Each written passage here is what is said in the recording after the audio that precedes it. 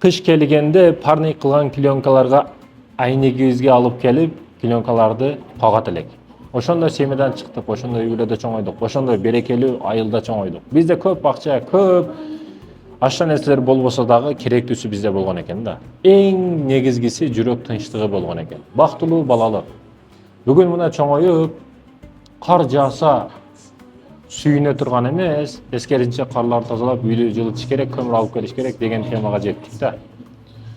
Да, биздин ордубузга эмне балдарыбыз сүйүнөт, балдарыбыз кубанат. Биз чоңойдук, жаштык бизди таштап кетти. Балалыкка баргыбыз келе берет.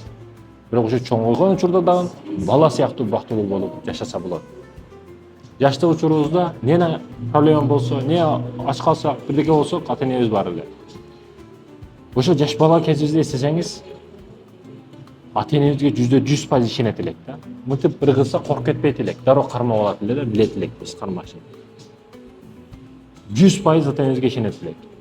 Ошол сыяктуу чоңойгон учурубузда дагы Раббибизге, Аллахка 100% өзүбүздү тапшырсак, ишенсек, биз эч качан көчөдө калбайбыз, кор болбойбуз, насыз калбайбыз.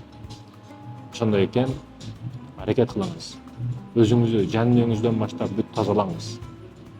Жан дүйнө, көңүл, жүрөк дегени, душабыз дегени, элдер айткан душа сигарет менен, арак менен, кыздар менен эс алуу менен тазаланбайт. Тазарбайт эч качан.